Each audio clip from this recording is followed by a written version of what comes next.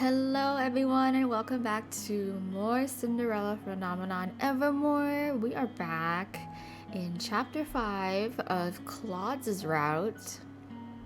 Holy shit. I'll be honest with you guys, it's been a hot minute since I've last touched this game. And this is the last time we left off on chapter 4. And I have no idea what happened, really. I have no idea what really happened. Like we could have celebrated our birthdays recently. I don't know. I have no idea. I honestly do not have any ideas. But anyways, regardless, that's the only memory that I can recollect is that we celebrated our birthday. Surprise, that's actually not what happened. In the last episode we finally got Klaude to spill the beans on why he's been avoiding us and how he really feels about his role as future king to our kingdom, then challenged his brother to a duel. So now I don't know what this is. I don't know why we're back in the tavern with Delora and Parfait here talking to us about the council. But anyways, we'll just play along. We'll just start the chapter and then I'm pretty sure most of the events will come up and I'll recall them slowly. Okay, so yeah, let's go. So a council made up entirely of witches, Dolora looks thoughtful as she pulls a mug of hot chocolate toward her. Parfait is seated beside her. It's been a while since that structure was implemented here. It has been a few days since Klaude and I officially suggested the idea of a council of witches to the king. Klaude and I had been discussing the idea ever since we met with him. So today, after cementing the details of that idea, we came to discuss the proposal with Delora and Waltz. It would be nice to have some structure for a change. It was just Hildire calling the shots during the war. Very one-sided, let me tell you. At the end of the day, your word is law, and who can object to special meetings? I'm sure the other witches will love the idea. All of us are very fond of sharing our opinions, after all. I look pointedly at Delora. Some more than others. Delora crosses her arms and snorts.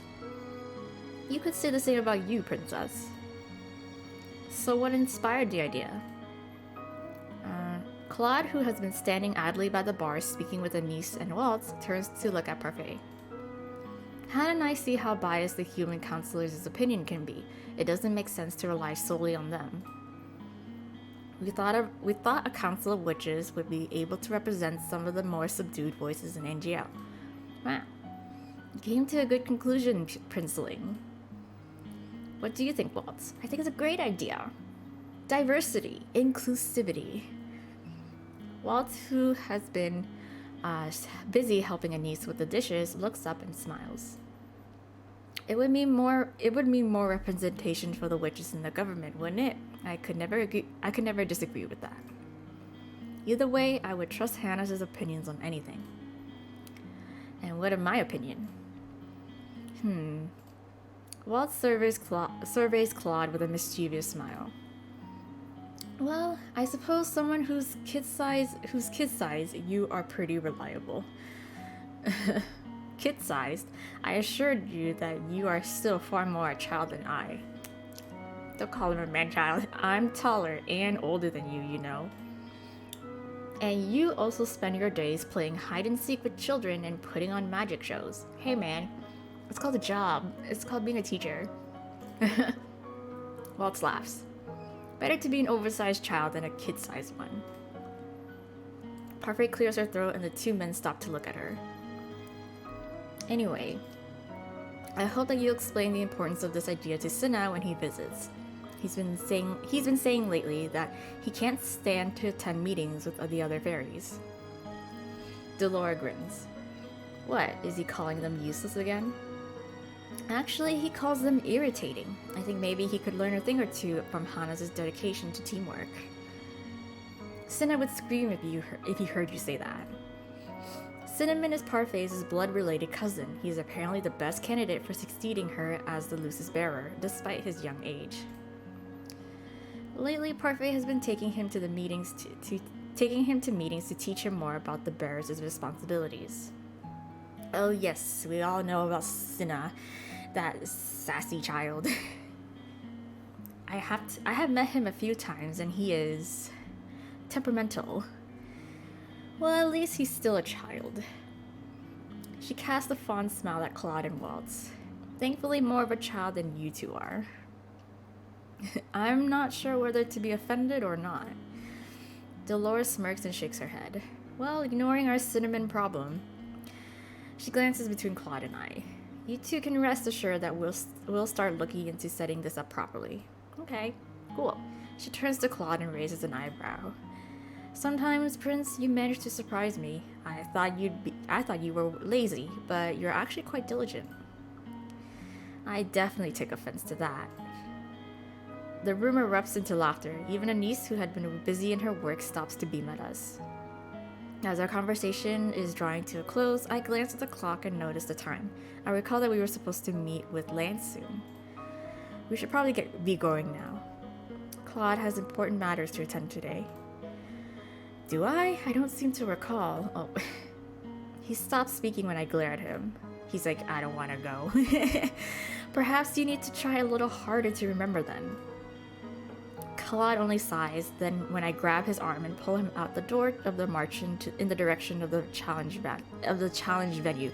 Oh right, so Klaude and Lance, in their brotherly spirit, decide to challenge each other, or I think Lance might have challenged Klaude to a duel.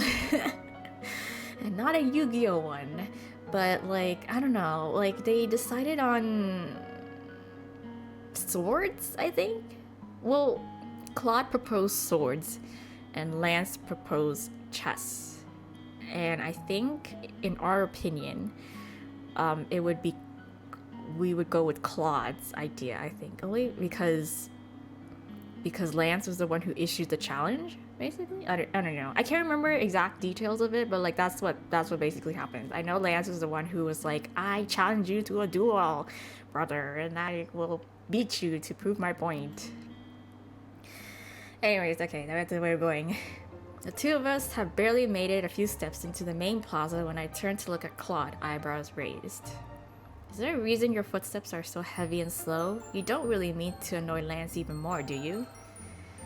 Of course I do. Don't you purposely try to get on your siblings' nerves sometimes? Oh, love, you're no fun. He inconvenienced me when he came to NGL early, so it's only right that I get back at him by showing up to his challenge late. Shouldn't you be the bigger person? And no, he's like, I'm petty. Oh, Hannah, look. Look at that. Look at that. Distraction. Look at that. He abruptly taps my shoulder and points at a stand selling familiar cupcakes. We have already been to this place on multiple occasions. The moment the stall owner sees us looking, he raises his hand in greeting and beams. Let's say we make a quick stopover for a cupcake first. As always, he just loves to change the subject. Are you sure that's a good idea? You might not be able to concentrate after eating so much sugar. Nonsense. Sugar could never ruin my concentration. Continue walking, stop for a cupcake. I mean, it's a cupcake and he's the one who wanted one, so like, I'm just saying, like, if that's what you want, let's indulge then. You are a saint, Hannah. You're lucky. I love you so much.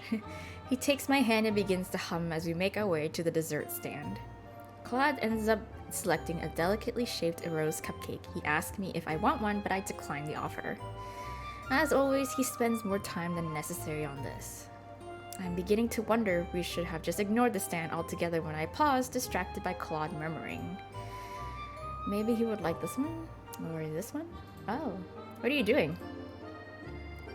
Aw, he's choosing one for his brother. Aw, looking for a cupcake for Lance, of course. It will be a peace offering and a consolation prize when he loses. When he loses. He's so confident. My brother has an insatiable sweet tooth, you see. Just like Klaude, it seems. Klaude eventually selects a small cupcake topped with a gold-red butterfly. He says that it is on account of the cupcake's cherry flavor. Apparently that is Lance's favorite. Oh. We have both cupcakes carefully packed away before we make our way back to the palace. Much to my relief, Klaude refuses to eat his own cupcake, if only because he does not have the knife and fork to do so. He is proper. He does not just simply bite into the cupcake and just eats it like an animal. Not like I do, who eats a cupcake with a fork and a knife. Unless it's really big, though. Eventually, the two of us reach our destination. Garland stands in the usual forest clearing where we all have our practices. Seated beside him on a tree stump is Lance. The two of them are engaged in conversation when we arrive. Why don't you just ask her now, Sir Garland? Ask me what? Garland sighs, looking downtrodden. What's wrong? Because Jury and I are both preoccupied with the security plans for Princess Hana and Prince Claude's wedding. But asking her a simple question wouldn't interfere with your plans any, would it? Are you having lady troubles, Garland? What's wrong? I want my proposal to be special. Oh. Oh, are we discussing the marriage proposal that has yet to happen? You know, between you and Jurian? Lance and Garland both look up when we enter the forest. Claude passes them by to set whatever things we had been carrying down by the forest trees. You're late. I'm not late. Everybody else is simply early. My apologies, yeah. My apologies. Hannah and I were at the march and discussing an important proposal with two witches. Now, he turns to regard Lance somberly. Are you prepared, Lance? Of course. Okay, Garland takes his place between both men, handing them their practice swords as he relays the rules of the match. I settle myself on a nearby tree stump and absently move to pick up the remaining practice sword. It has been a long time since I used a practice sword, almost a whole year. Wow. I cannot help but recall my first practice sessions with Claude when I hold this sword in my hand. I am jolted from my reverie by the sound of clashing blades. Oh, there they go. I glance up just in time to see Claude effortlessly slide his sword past Lance's. He then dodges gracefully as Lance takes a quick stab at his side. It is not difficult for me to see the gap in skill. It becomes more and more apparent that Claude is not even trying, while Lance seems to be exerting too much effort with every motion. The longer the match goes on without a single hit, the more certain I become that Claude is just toying with his brother. He has many chances to land a hit on Lance, but he never does. Much to my surprise, even Lance seems to realize this. I hope you're not holding back because you feel pity for me. Well, he is. Well, he's not. His words are filled with contempt. Claude's only response is a smug smile. Lance rushes Claude again, but the attempt is clumsy. He nearly stumbles past him and right into a tree. Claude takes a few steps back, still smiling. Why is that idiot smile plastered to your face? Well, he's just like, oh, it's funny. You're funny. It's funny to watch you struggle. Oh my, you seem out of sorts, Llama. Says the man who instigated this mess in the first place. Lance rushes at him again. This time Claude holds out his sword to block him. The blade collides and both men grunt. Claude moves his sword first, feinting it in a circle and then backstepping until he is behind his brother. He lands a hit on Lance's shoulder. 1. Okay, that's 1 point for Claude, 0 points for Lance. Sorry. Lance turns on him so suddenly, even Claude cannot step back in time. He hits Claude square in the chest, causing him to stumble back. Ooh, okay, 1-1, it's tied. The anger on Lance's face is palpable enough that it makes his cheeks flush. Much to my surprise, Claude just laughs. He's like, oh wow, congratulations. Typical Llama. The fight continues after that. This time, Claude does not falter when he gets an opening. He's able to tap Lance 2 more times on the shoulder without suffering any more hits from him. Wow. Wait, so how long is each round? Like, what's the time? Garland calls out the end of the match once Claude lands his last hit, but much to everyone's surprise, Lance does not relent. Oh, interesting. Okay, yeah, guys, hello? Oh no, he just keeps going. He comes at his brother again, and Claude is only able to hold his sword up in time because of the distance between them. What's this? The match is over, Lance. Or, just gotta let off more steam. He still has steam left. Would you like to do 3 more? To do 3 more points? I assure you that I will win in the end. Regardless, this time I'll do it without even trying. He's okay. I'm gonna make this quick. It'll be less painful for you that way. Lance's face flushes a vivid, angry crimson. Stop doing that. Yeah. Claude grunts as he throws his brother's sword off of him. He takes a step back, but does not respond. Looking down on me and gloating. Yep, I figured. Klaude, you're not taking him seriously when he is trying to be serious, and that's his issue. That's what he's trying to tell you. That's your issue. You wear that smug smile on your face now, but get angry at me when I'm struggling. Yeah. To make matters worse, you refuse to help me, but still call me weak when I try to do things on my own. You are an insufferable walking contradiction, brother. Yeah. Before any of us can react, Lance is already charging at Klaude again, sword raised. Oh, I moved completely on instinct, holding out my hand to cast a spell just as Lance's sword cuts through the air. Lance's arm freezes in place moments before his blade connects with Klaude's shoulder. Okay, why don't we just use our words? Use our words? No need to start throwing shit and like trying to seriously kill each other or seriously injure each other. His arms, now encased in a thin sheen of ice, are emotionless. I stand from my spot with a frown. The match is over, Lance. The moment I release the spell, the blade falls from Lance's hand and lands with a thump on the ground. Without the sword, Lance suddenly looks craven. He takes a step back, his expression a mixture of guilt and sadness. It's okay. Just wait, we can still sit down. We can all just sit down here and just, talk it out. Therapy session. I apologize. He is silent for some time after that. Both Garland and Klaude stare at him on edge. They only relax when Lance sighs out and holds up his hands. I concede you win, Klaude.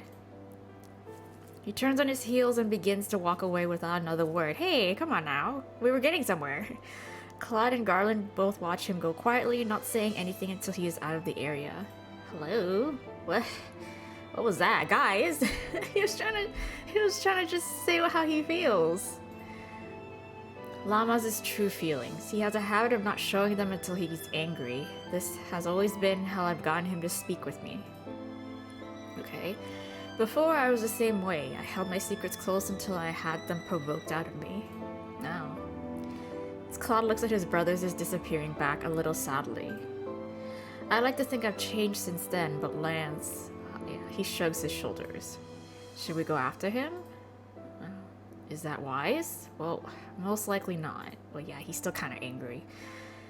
Not angry, but like he's still like kind of high. The emotions are still really heightened, so maybe he doesn't really want to talk. Usually, when Lance walks off like this, he needs time by himself to reflect. And what happens when you follow him? He just clams up. He thinks I'm trying to antagonize him. I stare at Lance's retreating figure with reluctance. Oh.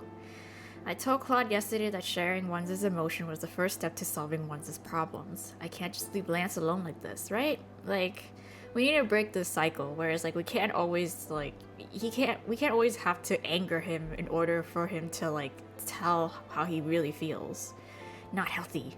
Not very healthy. Be that as it may, I'm still worried about him. Maybe he'll speak to me. Yeah, maybe I go talk to him.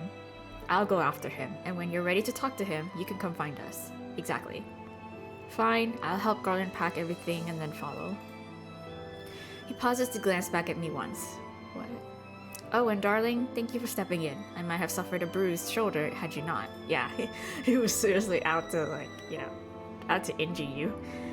He and Garland begin to pack up, and I see that as my sign to chase after Lance. Lance, future brother-in-law, talk to me. After questioning some of the nearby servants, I am able to pinpoint Lance's location at the palace gates. I make my way there and find him standing close to the gate with his gaze upturned. He's staring up at the sky vacantly. He looks up when I approach. Well, he looks to the side when I approach because he's already looking to the sky already. His eyes glittering with guilt. He quickly turns away. Hello, Lance. How are you feeling? He responds with a small sheepish smile. I apologize for my behavior. It was not very dignified, was it? It's fine. We're having a moment. You're having a moment? So I believe that Klaude only antagonized Lance so he would tell him how he truly felt, but I also question whether or not he knows how to handle these matters. Dismiss the apologies, scold Lance.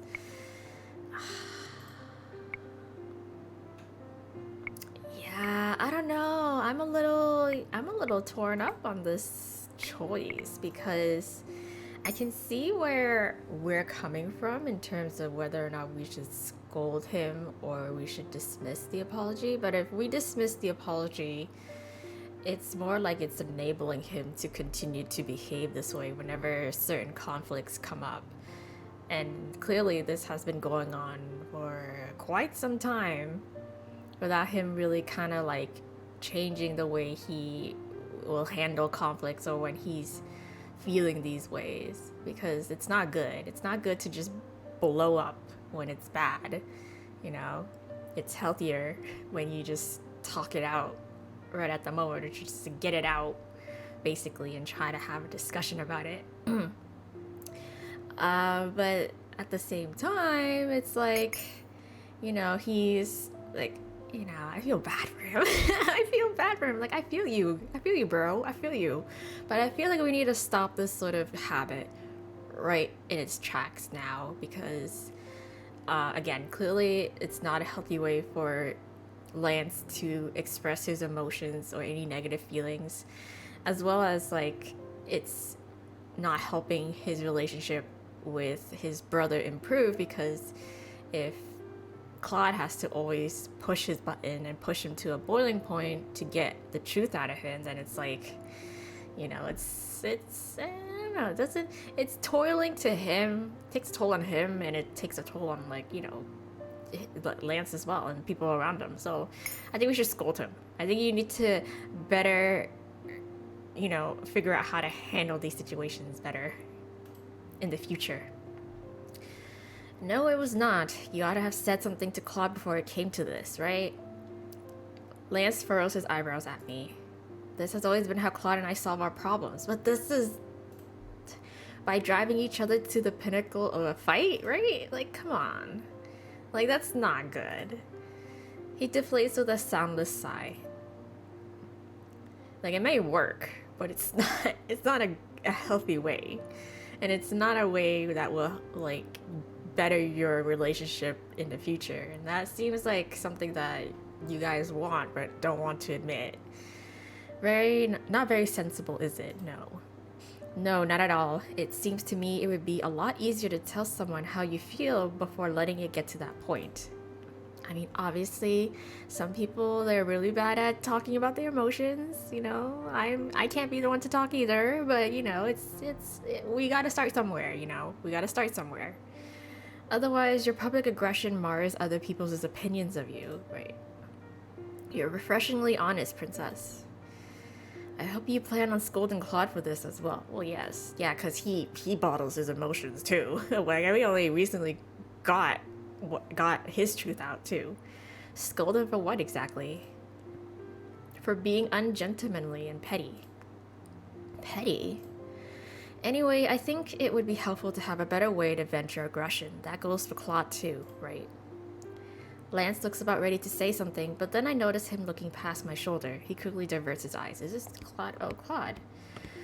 What's this? I could have sworn a conversation was happening here, but now all I hear are crickets. What did you come here for? To scold me? Ah, there we go. Yeah, see? I told you. At least I got that choice right.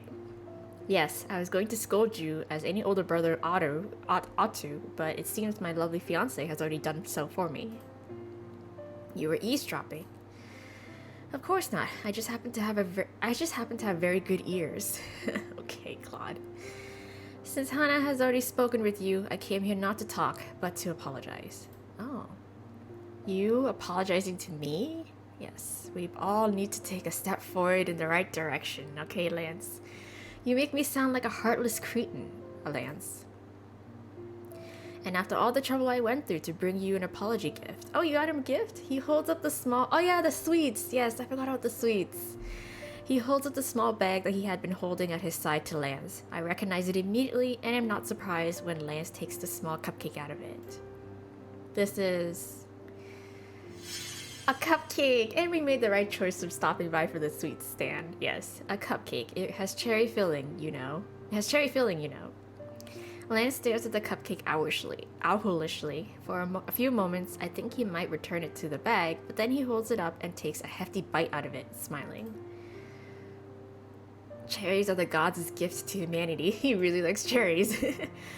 Claude's lips twitch into a mischievous smile. He glances at me and winks. I'm not so much a fan of cherries. I don't really like cherry flavored things. I will eat fresh cherries, like one or two, but like, I feel like it's a lot of work to eat, having to spit out all the pits. You see, darling, I told you my brother is weak to cherry. I'm not. Lance stuffs the half-eaten cupcake into the bag, cheeks flushed. He clears his throat. Wait, why did you buy me a cupcake at all? Well, it's a peace offering. Yeah. Lance considers the cupcake for a few moments, looking thoughtful. Well then. Maybe you're not heartless, but you certainly can act it sometimes with how condescending and demeaning you are. Yes, and for that I apologize. Such is a manifestation of my jealousy. Jealousy? You're jealous of me? Yes. For a few moments, Lance looks surprised, but then he sighs. Why would you be jealous of me? Well, it's because you know how to talk to people, you know? You know how to, talk people up. Sometimes, Llama, you can be extremely obtuse. Do I really need to explain it to you? You call me perfect, but have you ever stopped to look at the people around you? They adore you. I don't understand.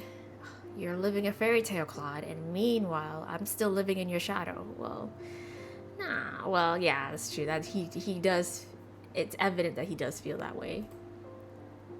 Without you, Brigantia, I am set for nothing but failure. Klaude frowns at his brother. Maybe I should retract my apology. This is pitiful. He's like, why are you degrading yourself? Why are you like self-deprecating yourself? Lance's eyes flash with anger. Hey now, you're always like this. I'm honest with you and you chastise me for it. Because the Lance I know is competitive and fierce and doesn't back away from a challenge.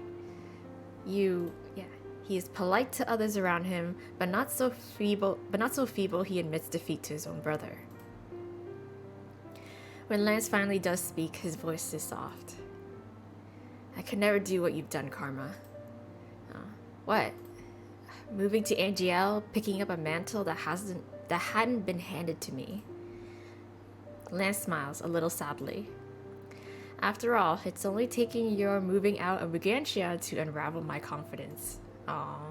How do I improve if I don't have you there to challenge me? How do I know how to act if I don't have you there to be my role model? You guys are so sweet to each other. Like, why can't we have this all the time? I guess they just have their egos.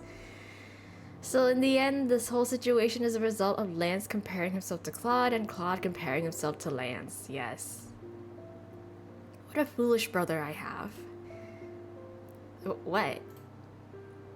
You have the opportunity to stand toe-to-toe with me now. Before, when I had the Brigantian title, you always spoke about how incompetent a king I would be.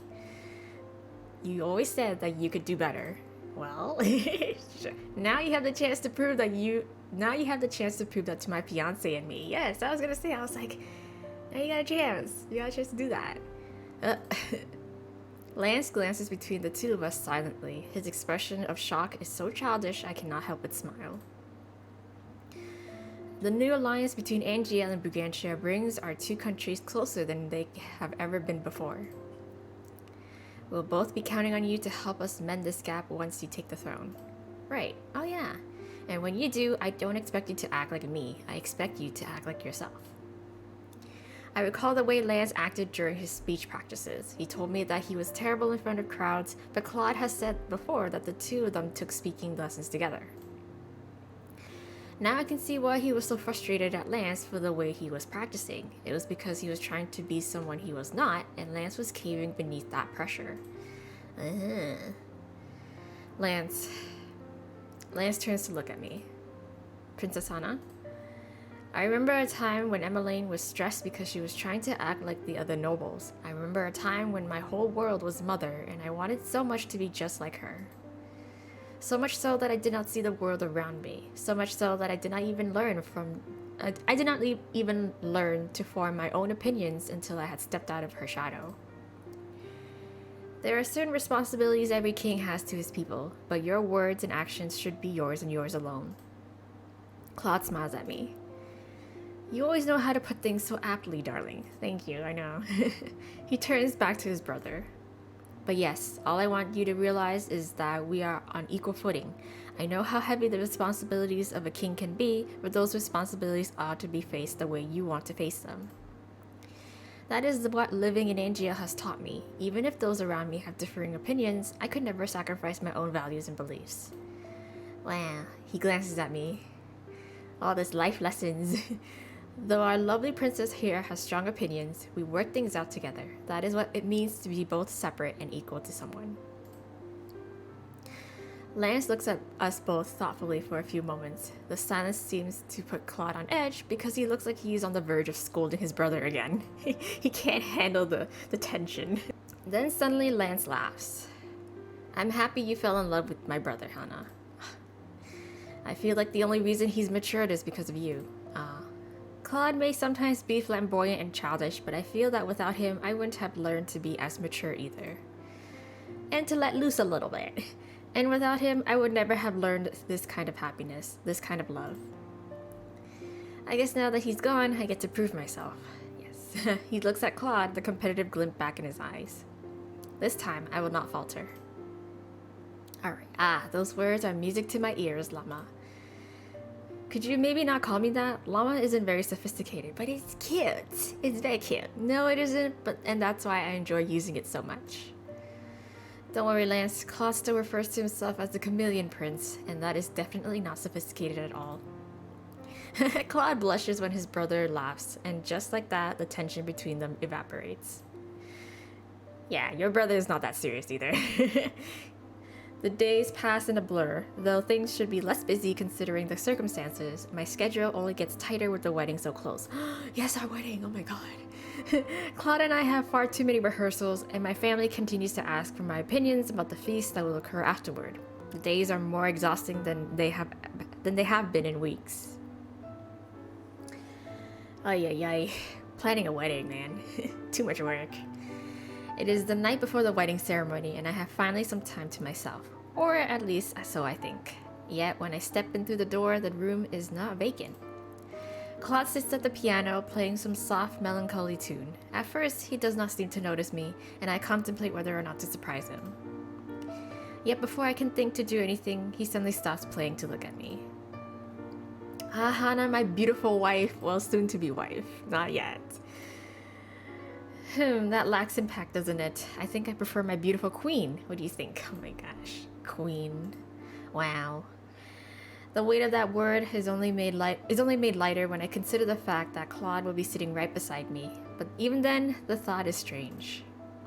It is hard to imagine myself ever sitting on my father's throne. I reach for the two plush toys on my bed, the Beauty and the Beast. Klaude leans against the piano with a smile.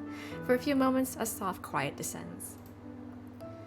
May I ask you a question, darling? Oh, sure, yeah. I look up at him, curious. I nod my head. 2 years ago, when you came to me for advice on how to be good, do you remember what I first said to you? That was 2 years ago in the tavern, when I was still trying to understand what goodness meant.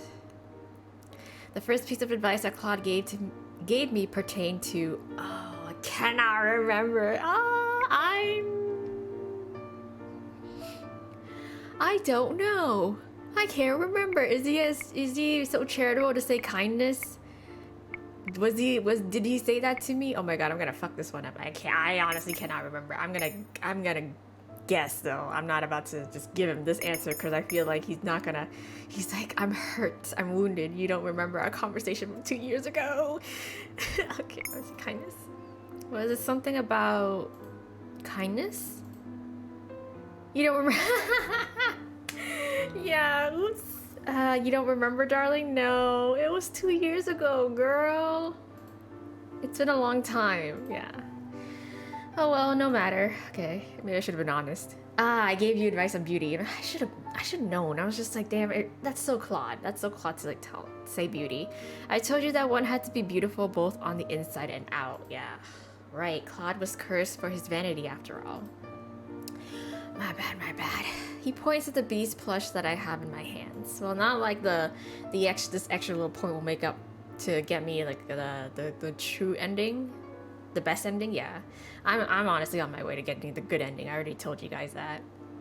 I never liked the Beauty and the Beast fairy tale growing up. I always thought that the witch was being too cruel to the prince, dooming him to an empty life if he didn't learn a hard lesson. When a witch sets a similar curse upon me, I despised her. I wanted to prove that I could break her spell without changing. I never realized how much I needed to change until his eyes fall on me. Until you came along. Had I not met you, Hana, I might have still been the same cursed man. Maybe I would have been a little wiser, but I would still be the spoiled crown prince of Brugentia. And now, he comes to sit beside me with a smile.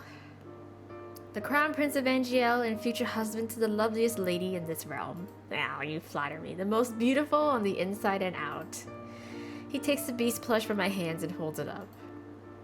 So you see, just like the prince in the fairy tale, I only found my true calling when I met you, princess. And I wanted to thank you for that. I leaned my head on his shoulder with a smile. You don't need to thank me, Klaude. I mean, we were both struggling, so we helped each other out. What? Is that it? Is that it? No heartwarming response, love? What? I laugh as I nuzzle my head into the crook of his neck. I am saving that for my wedding vow tomorrow. You'll have to wait patiently until then. I suppose I don't have a choice in the matter, do I? He kisses the top of my head. A gentle silence falls over us after that. But it is comfortable and calming. I am content to wrap my arms around Claude's waist and settle my head on his shoulder. Thank you, Klaude. Thank you, my dear prince. Aw.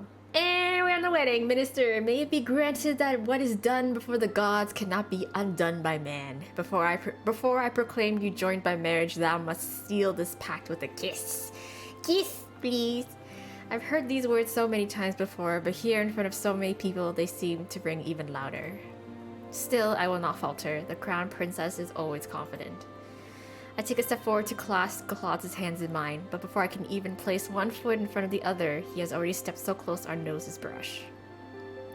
It is all I can do to keep from gasping when he puts one hand on my back and tips me backward. Oh, he's about to dip me! Oh my god, you're so extra. Are you about to dip me into this kiss? Oh my god. We look so good. He looks so good. Oh my god. Oh my goodness. Klaude smiles at me mischievously. He is so close that I can feel his breath on my cheeks. A ripple of sound runs through the crowd, and I cannot tell whether it is laughter or chattering. This wasn't in the rehearsal. It's okay. I whisper the words into his ear. My cheeks flushed. The rehearsal was very boring. I think I have the leisure of breaking some rules. I do not have it in me to protest. Klaude always has a way of assuaging my worries. He is himself no matter the circumstance. His confidence might sometimes be overbearing, but it is also inspiring. I'm only so bold because I have such a confident queen. You may not kiss the bride. Kiss the bride. He's the girl. Yay! Neither of us hears the minister. In fact, Klaude plans to kiss on my lips before he even finishes his sentence. He's like, I'm way ahead of you. The applause echoing around us is nothing but background sound. All I can feel in those single heart-stopping moments are Claude's lips on mine and his gentle warmth all around me. I love you, my beautiful queen. Oh, shit. Go back. Oh, okay, never mind. I thought I double skipped. Sorry. Titles aside, his words make my heart swell with pride. I kiss him again on the cheek before placing my forehead to his. I love you too, Klaude. My beautiful prince. Yay! Yay! Okay, wow, we still got our wedding though. That's great. That's great. We still got the wedding scene. What's that? Chapter? Oh wait, no. We have one more chapter. Oh my gosh. Promise. Anyways, oh my goodness. Okay, so we're gonna obviously leave that for the next episode because I like to keep things organized in good sections. So yes, we'll stop here for now and then we can continue on next time. So you guys, I hope you enjoyed that. One more chapter left. It means one more chapter left before we finish up on Claude's route not entirely. We finish up on one of his endings, which I'm very convinced that it's just a good ending.